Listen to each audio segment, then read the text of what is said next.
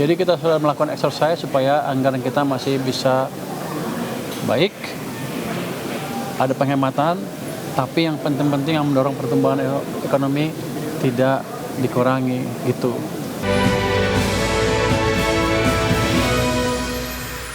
Pemerintah telah menyiapkan strategi pertahanan berlapis untuk menjaga stabilitas APBN 2026 di tengah kenaikan harga minyak mentah dunia. Ya, pemerintah memastikan masih memiliki saldo anggaran lebih atau SAL yang sangat besar sebagai perlindung jika terjadi lonjakan harga minyak yang ekstrim. Pemerintah telah menyiapkan strategi pertahanan berlapis untuk menjaga stabilitas APBN 2026. Meski dibayangi kenaikan harga minyak mentah dunia, pemerintah memastikan defisit anggaran tetap terkendali di bawah batas aman 3% melalui kombinasi efisiensi belanja dan pemanfaatan cadangan kas. Menurut Menteri Keuangan Purbaya Yudisadewa, pemerintah terus melakukan simulasi dengan berbagai skenario harga minyak, termasuk jika rata-rata harga minyak menyentuh level $100 per barel hingga akhir tahun. Mengenai kecukupan anggaran untuk subsidi dan kompensasi energi, Purbaya memastikan pemerintah masih memiliki saldo anggaran lebih atau SAL yang sangat besar sebagai pelindung jika terjadi lonjakan harga minyak yang ekstrim. Jadi kita sudah melakukan exercise supaya anggaran kita masih bisa baik, ada penghematan, tapi yang penting-penting yang mendorong pertumbuhan ekonomi tidak dikurangi gitu. Dan kalau misalnya orang bilang, oh kalau harga minyak 150, gimana? Gitu kan. Kita masih punya SAL 420 triliun rupiah. Jadi cushion bantalan kita ada banyak, pertahanan kita berlapis-lapis. Selain mengandalkan sisa anggaran lebih, pemerintah juga akan mengandalkan potensi peningkatan penerimaan negara bukan pajak dari sektor ESDM sebagai bantalan tambahan. Jakarta, Tim Liputan IDX Channel. Ya, selanjutnya pemerintah berencana memberikan insentif gratis pajak pertama nilai atau PPN untuk pembelian tiket angkutan udara niaga dalam negeri kelas ekonomi dengan nilai total subsidi sebesar 2,6 triliun rupiah.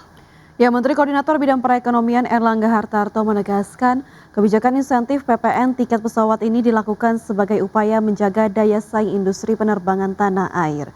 Seiring adanya kenaikan harga aftur yang membebani biaya operasional maskapai. Erlangga menjelaskan PPN yang seharusnya dibayarkan oleh penumpang sebesar 11% tersebut akan ditanggung oleh pemerintah. Total subsidi PPN tiket pesawat yang diberikan pemerintah sebesar 1,3 triliun rupiah per bulan atau totalnya mencapai 2,6 triliun rupiah selama 2 bulan mendatang. PPN ditanggung pemerintah itu 11% untuk tiket angkutan udara niaga berjadwal di dalam negeri kelas ekonomi.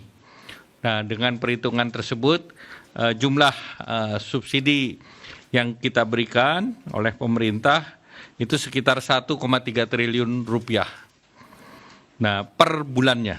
Jadi kalau kita persiapkan untuk 2 bulan, maka ini 2,6 triliun agar harga tiket naiknya maksimum di 9-13%. Ya, sementara itu pemirsa, Menteri Perhubungan Dodi Purwagandi memastikan belum ada rencana penyesuaian tarif batas atas tiket pesawat di tengah lonjakan harga aftur. Ya, meski demikian pemerintah memutuskan biaya tambahan yang dikenakan oleh maskapai kepada pelanggan untuk menutupi kenaikan biaya bahan bakar aftur sebesar 38% selama 2 bulan. Menteri Perhubungan Dodi Purwagandi memastikan belum ada rencana penyesuaian tarif batas atas tiket pesawat domestik kelas ekonomi di tengah lonjakan harga aftur. Pemerintah memutuskan kenaikan full surcharge atau biaya tambahan yang dikenakan oleh maskapai kepada pelanggan untuk menutupi kenaikan biaya bahan bakar aftur sebesar 38% selama 2 bulan. Dodi mengungkapkan maskapai sebelumnya mengusulkan kenaikan full surcharge sebesar 50%. Namun berdasarkan perhitungan pemerintah, kenaikannya hanya cukup 38% dengan potensi kenaikan tiket pesawat 9 hingga 13%. Sementara TBA meskipun juga dipengaruhi fluktuasi harga aftur dan nilai tukar rupiah, Menteri Perhubungan menjamin belum adanya perubahan sehingga masih menggunakan patokan regulasi tahun 2019. Berkaitan dengan TBA, kita sepakat bahwa untuk menunda pembicaraan TBA, yang kita lakukan terlebih dahulu bagaimana kita menyesuaikan harga tiket berdasarkan kenaikan harga aftur yang terjadi di global market. Tapi kita juga di satu sisi juga harus menjaga daya beli masyarakat agar masih bisa mengakses transportasi publik khususnya penerbangan dengan harga yang terjangkau. Demikian Pak, terima kasih. Dodi menambahkan bahwa kenaikan full surcharge 38% dari sebelumnya 10% sudah cukup menahan beban maskapai dari beban kenaikan harga aftur. Tim Liputan IDX Channel.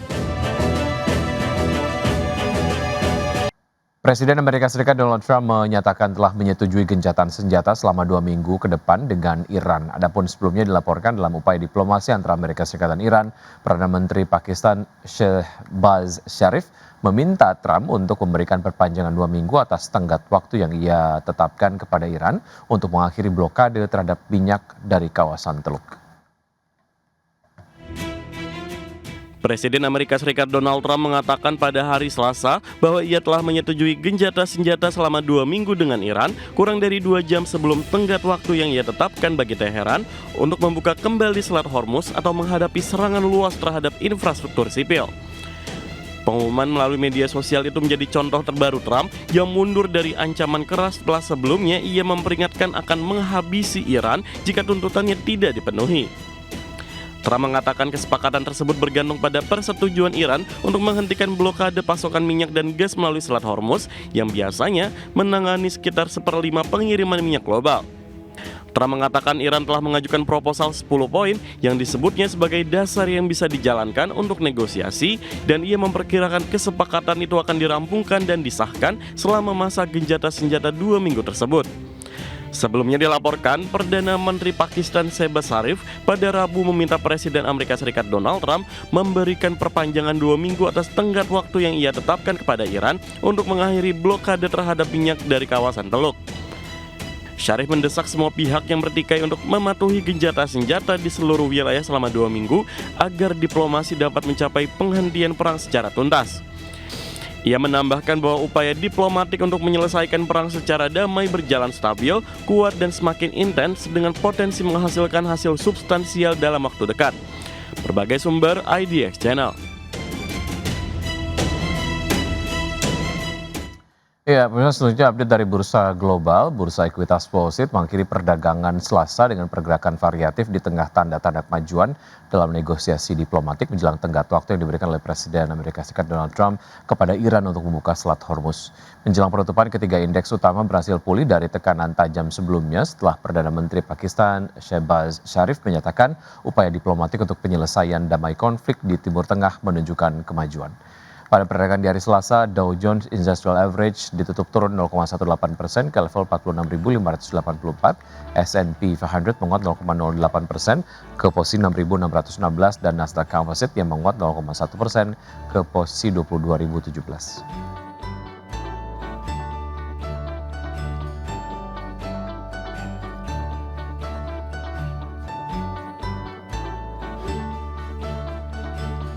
Ya, sementara itu Bursa Ekuitas Eropa berakhir di zona merah pada perdagangan di hari Selasa dipicu meningkatnya kehati-hatian investor menjelang tenggat waktu yang ditetapkan Presiden Donald Trump kepada Iran untuk membuka kembali Selat Hormuz.